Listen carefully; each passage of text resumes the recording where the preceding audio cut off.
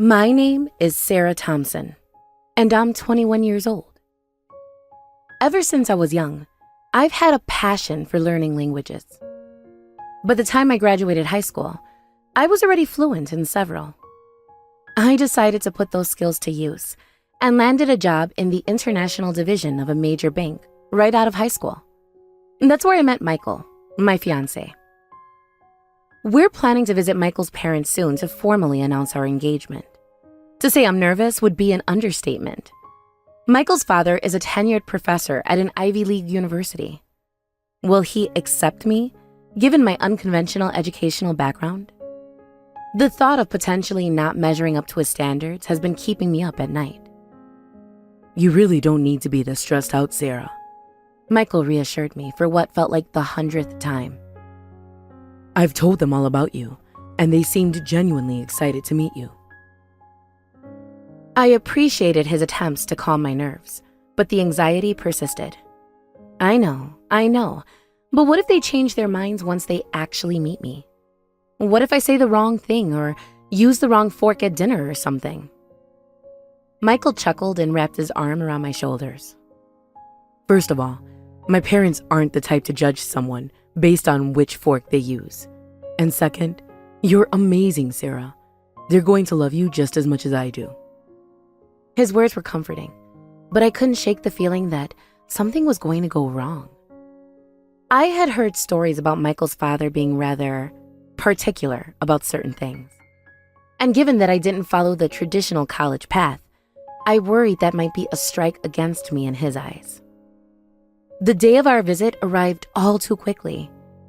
As we pulled up to the impressive colonial-style home in an upscale Boston suburb, my palms were sweating. Michael gave my hand a reassuring squeeze before ringing the doorbell. The door swung open almost immediately, revealing a smiling woman who I assumed was Michael's mother. "Welcome. Please come in," she said warmly, ushering us inside. "It's lovely to meet you, Mrs. Anderson," I said, trying to keep my voice steady as I extended my hand. "Thank you for having us."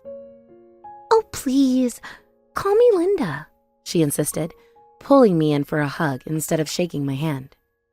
"We're so thrilled to finally meet you, Sarah. Michael has told us so much about you." As we made our way to the living room, I caught sight of a distinguished-looking man rising from an armchair. This had to be Michael's father, Professor Anderson. I straightened my posture instinctively, suddenly very aware of every movement I made. "Sarah, it's a pleasure," he said, his tone polite but reserved. "I'm Robert Anderson. Welcome to our home." I shook his hand, hoping he couldn't feel how clammy mine was. "Thank you, Professor Anderson. It's an honor to meet you." We settled onto the plush sofas, and Linda bustled off to fetch some refreshments. The conversation started off pleasantly enough, with Robert and Linda asking about my job and how Michael and I met. I began to relax a little, thinking maybe my fears had been unfounded. But then came the question I had been dreading. "So, Sarah," Robert began, leaning forward slightly. "Michael mentioned you started at the bank right after high school. I'm curious. What made you decide to forego college?" I took a deep breath, steeling myself. Well, I've always been very independent and eager to start my career.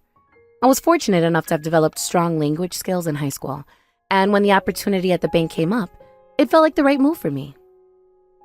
Robert nodded slowly, his expression unreadable. "I see. And you never considered pursuing higher education alongside your work? Many companies offer tuition assistance programs these days."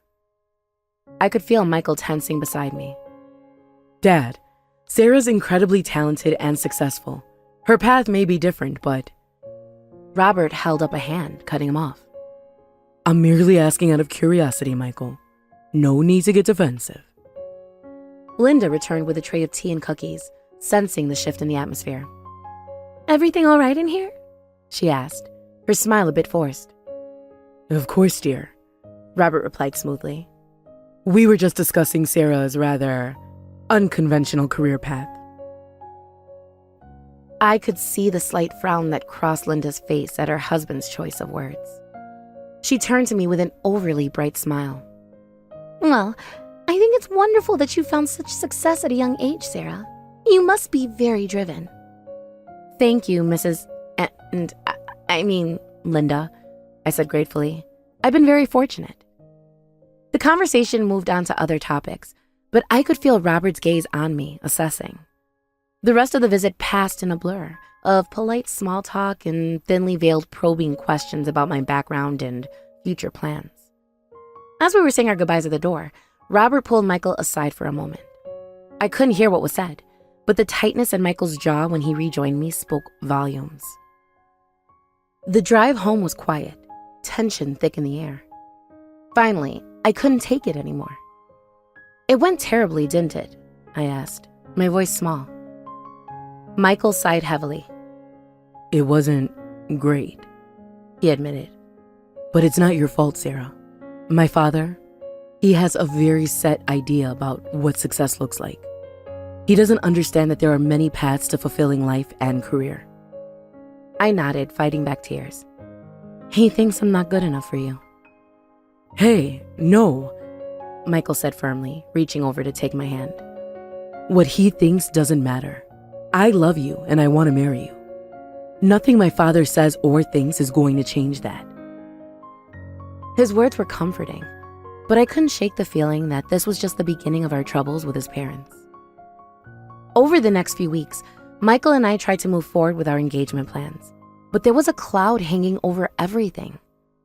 Robert had made his disapproval clear to Michael in no uncertain terms, and Linda, while more sympathetic, seemed unwilling to go against her husband's wishes. Then, one sunny Saturday afternoon, my phone rang. I glanced at the caller ID and froze. It was Robert Anderson.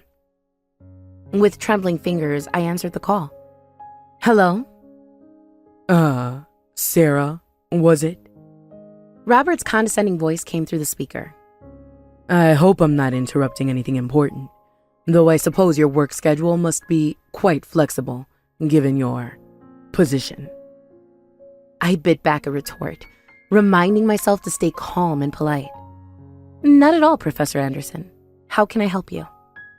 Well, you see, Elizabeth and I have been discussing your situation, he said, his tone dripping with false concern. We thought perhaps it might be enlightening for us to see firsthand how someone of your background lives. For the sake of understanding, you understand. I was speechless for a moment, not quite believing what I was hearing. Was he seriously asking to come inspect my living conditions like I was some sort of sociology experiment? I'm not sure I understand, Professor, I managed to say. Oh, come now. He chuckled, the sound grating on my nerves. Surely you can see the educational value in this. It's not every day we get the opportunity to observe how the other half lives, so to speak. We'd like to visit your home, see your day-to-day life. It would be most illuminating, I'm sure. I could hear Linda's voice in the background, sounding somewhat uncomfortable.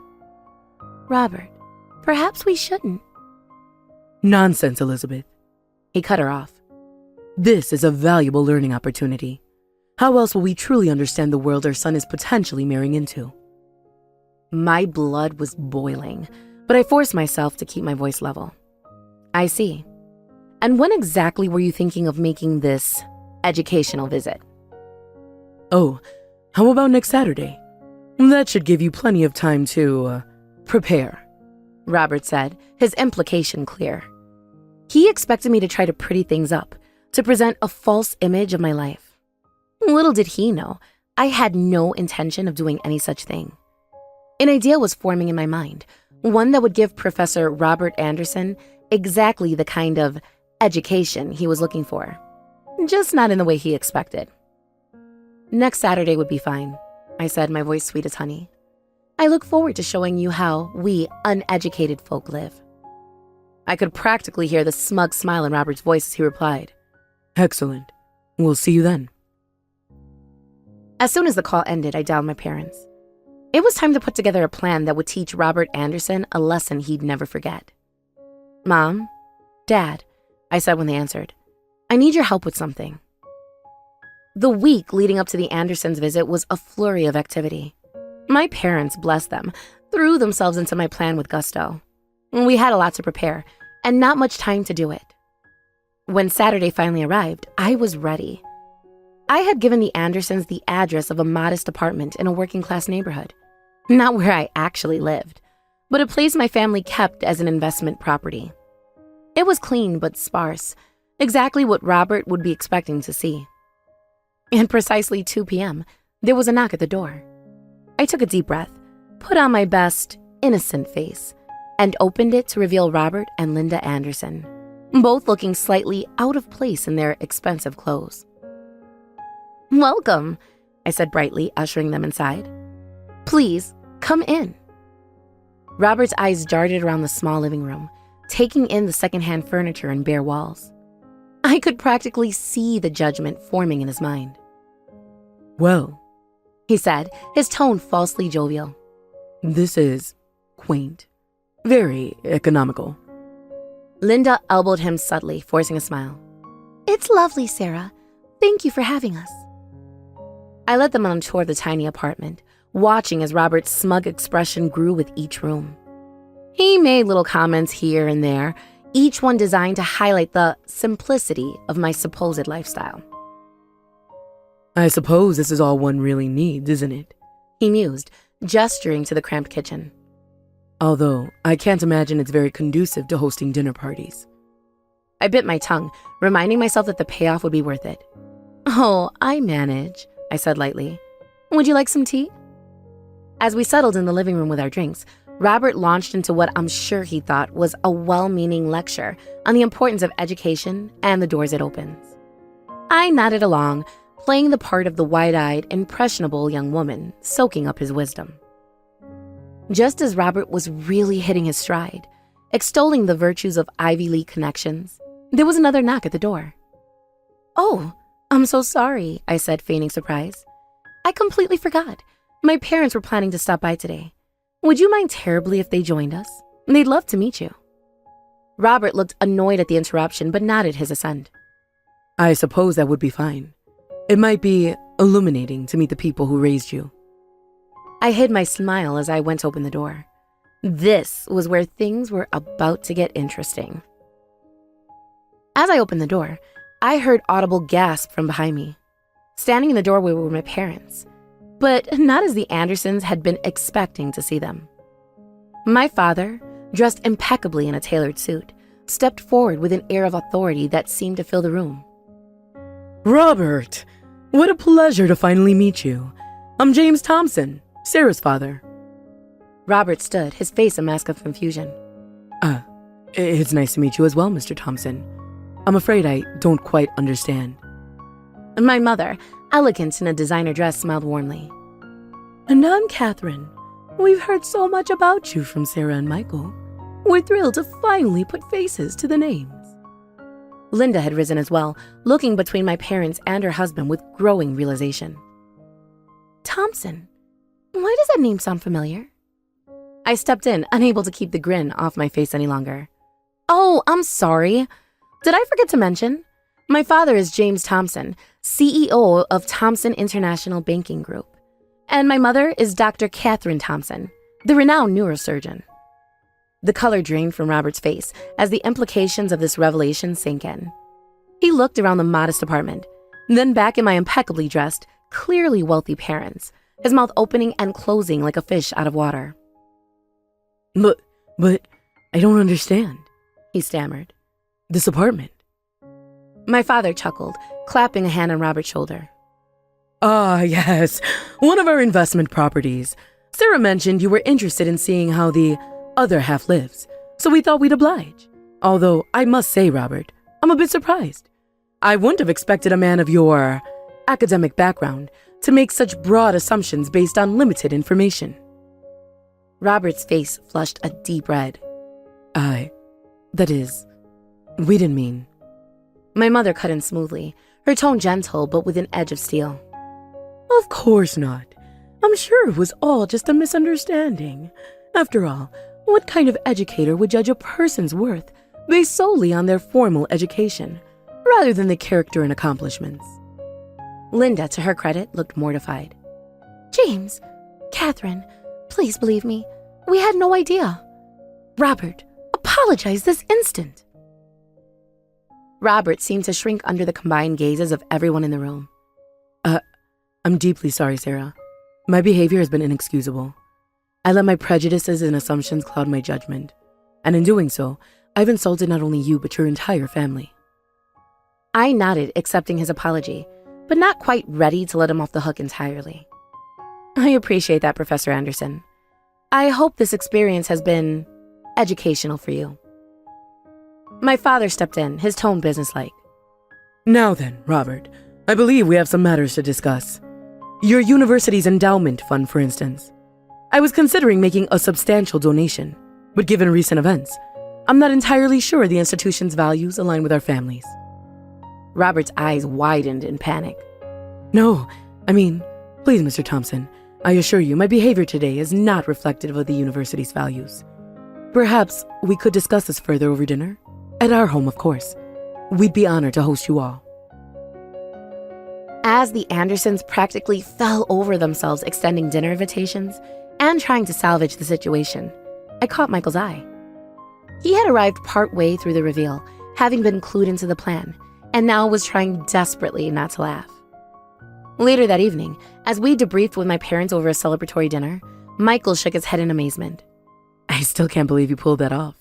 The look on my father's face, I don't think I've ever seen him so humbled. My mother smiled, raising her glass in a toast. Sometimes, people need to look a little shocked to their system to recognize their own biases. Hopefully, Robert has learned a valuable lesson about judging others. And if not, my father added with a wink, we can always threaten to pull that endowment funding again. We all laughed, the tension of the past few weeks finally dissipating. As I looked around at my family, both born and soon to be, I felt a surge of gratitude. No matter what challenges lay ahead, I knew we'd face them together. In the weeks that followed, there was a noticeable shift in the Andersons' behavior. Robert, in particular, seemed determined to make amends for his earlier prejudice. He invited Michael and me over for dinner several times, each visit marked by his almost overeager attempts to show interest in my work and accomplishments. During one such dinner, as Linda cleared the plates from the main course, Robert cleared his throat nervously. Sarah, I owe you another apology. My behavior was not just insulting to you, but it went against everything I claim to stand for as an educator. I nodded, acknowledging his words. I appreciate that, Professor Anderson. It takes courage to admit when we're wrong. He shook his head ruefully. Please, call me Robert. And you're right, it does. But it's also the mark of a true intellectual, being able to recognize and correct our own biases. I've done a lot of soul-searching these past few weeks, and I realize how narrow-minded I've become in my ivory tower. Linda returned with dessert, smiling encouragingly at her husband. Go on, dear. Tell them what you've decided. Robert straightened up, a determined look on his face.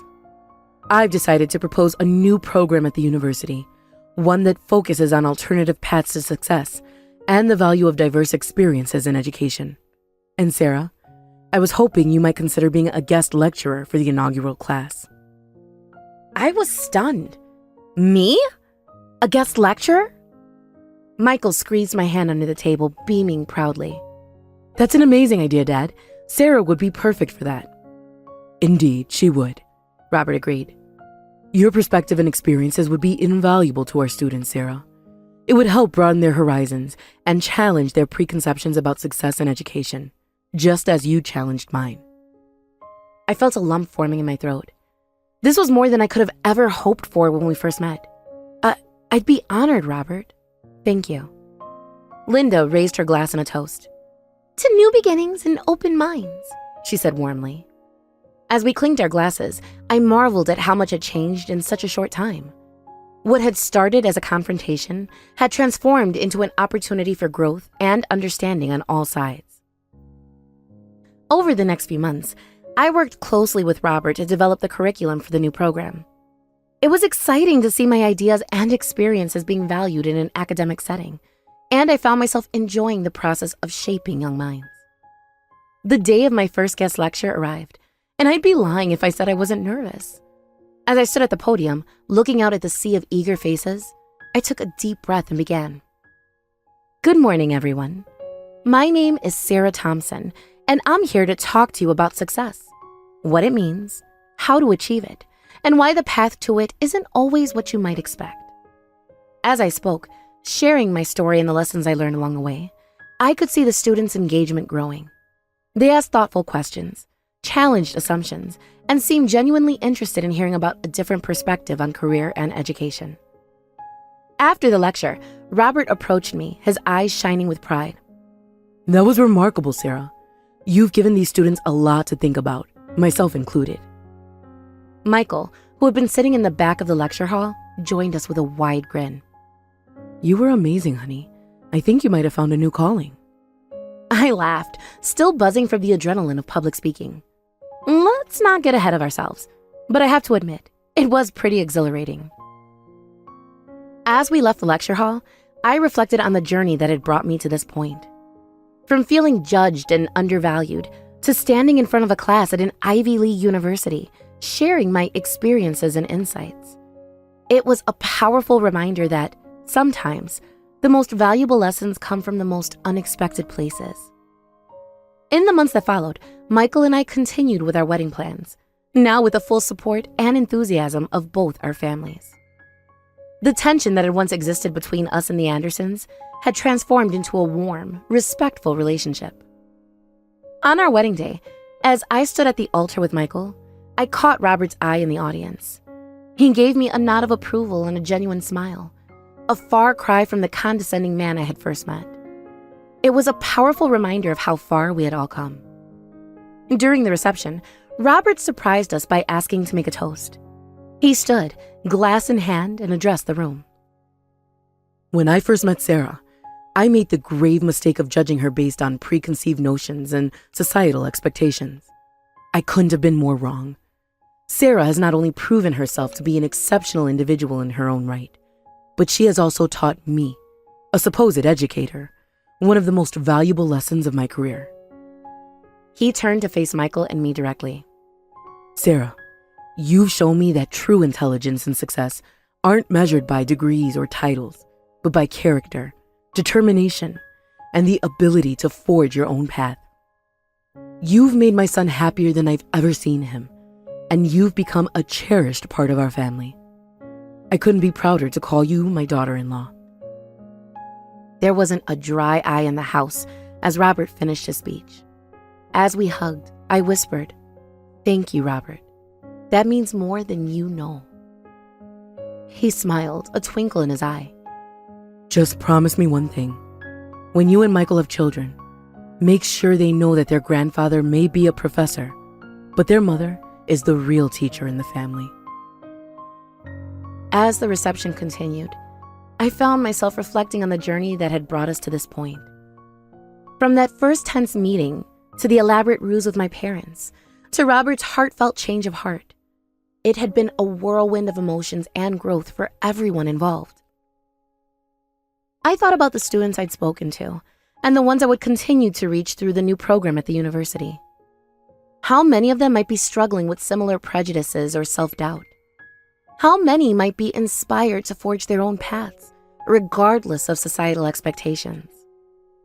Later that night, as Michael and I shared our first dance as husband and wife, he pulled me close and whispered, You know, I fell in love with you because of your strength and determination.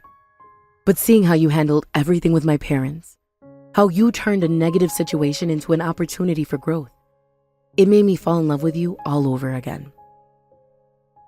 I smiled up at him, feeling a warmth spread across my chest. Well, I had a pretty good partner by my side through it all. As we swayed to the music, surrounded by our loved ones, I felt a sense of peace and accomplishment wash over me. We had faced our first major challenge as a couple and come out stronger for it.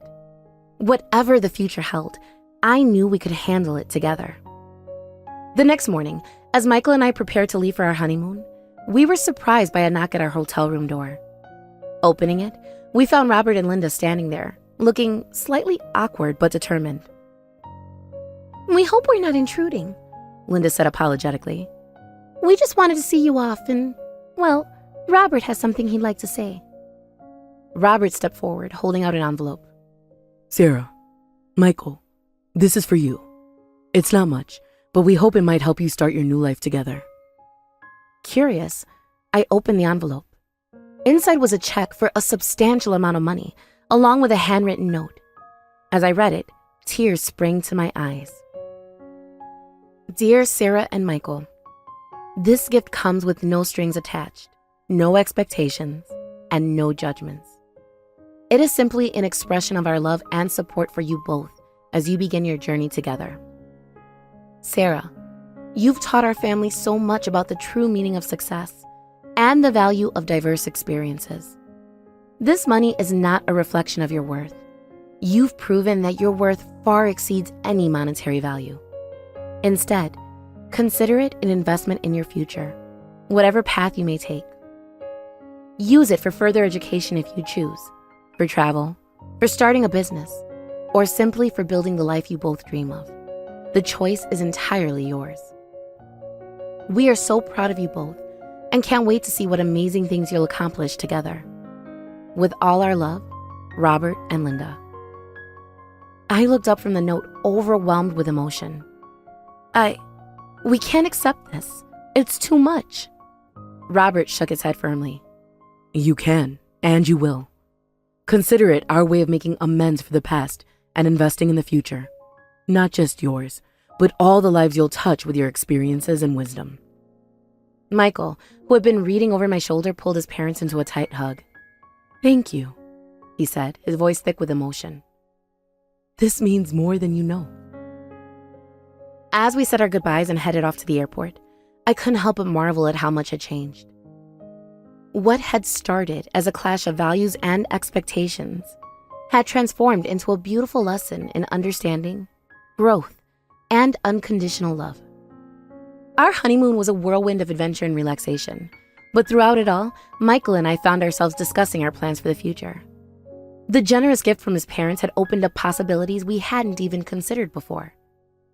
You know, Michael said one evening as we watched the sunset from our beachfront villa, we could use some of that money to start that educational consulting firm you've been dreaming about. I looked at him in surprise. You remember that? He chuckled. Of course I do. You lit up every time you talked about helping other non-traditional students find their path. After seeing you lecture at the university, I think you'd be amazing at it. The idea took root, and by the time we returned home, we had the beginnings of a business plan sketched out. Over the next year, we worked tirelessly to bring our vision to life. We called it Pathfinders Educational Consulting, with the mission of helping students and career changers navigate the complex world of education and professional development. Robert and Linda were incredibly supportive, with Robert even offering to be on our advisory board. His connections in the academic world proved invaluable as we built our network and client base. As our business grew, so did our family. When we announced that we were expecting our first child, both sets of grandparents were over the moon. The nursery was quickly filled with books, educational toys, and a globe, a joint gift from all four grandparents. We want our grandchild to know that the whole world is open to them, my mother explained as they presented it to us. Just like you've shown us, Sarah. The day our daughter Sophia was born was one of the happiest of our lives. As I held her in my arms for the first time, I made a silent promise to always encourage her to forge her own path, just as I had. As Sophia grew, it became clear that she had inherited her parents' curiosity and determination. By the time she was ready to start school, she was already bilingual and had a voracious appetite for learning. One evening, as we sat around the dinner table, a weekly tradition that now included both sets of grandparents when they were in town, Sophia piped up with a question. Grandpa Robert, why did you think Mommy wasn't smart because she didn't go to college? The table fell silent, all eyes turning to Robert. He cleared his throat, looking slightly uncomfortable, but determined to answer honestly. Well, Sophia, your grandpa made a big mistake. I thought that being smart and successful meant following a certain path, going to college, getting advanced degrees. But your mom taught me that there are many different ways to be smart and successful. Sophia nodded thoughtfully. Like how Mommy and Daddy help people find their own paths? Exactly. Robert smiled. Your parents are very smart and successful because they use their knowledge and experiences to help others. They've taught me that education isn't just about what you learn in a classroom. It's about how you use what you learn to make the world a better place. As I listened to Robert's words, I felt a wave of emotion wash over me. The journey we had been on, from that first tense meeting to this moment of understanding and mutual respect, had been transformative for all of us. Later that night, as Michael and I tucked Sophia into bed, she asked, Mommy, can I be like you when I grow up? Helping people find their paths? I smiled, stroking her hair. Sweetheart, you can be anything you want to be. The most important thing is to follow your heart and never stop learning. Your path might look different from mine or Daddy's or anyone else's, and that's okay. That's what makes it special. As we turned out the light and left her room, Michael pulled me into a hug. You know, I think we've all learned that lesson, thanks to you, he said softly. I leaned into his embrace, feeling grateful for the journey that had brought us here. From facing judgment and prejudice to building a life and a business dedicated to helping others find their way. It had been a remarkable transformation. As I drifted off to sleep that night, I thought about all the lives we had touched through our work and all the lives we had yet to impact. The path hadn't always been easy, but it had led us to exactly where we were meant to be. And really, isn't that the true measure of success?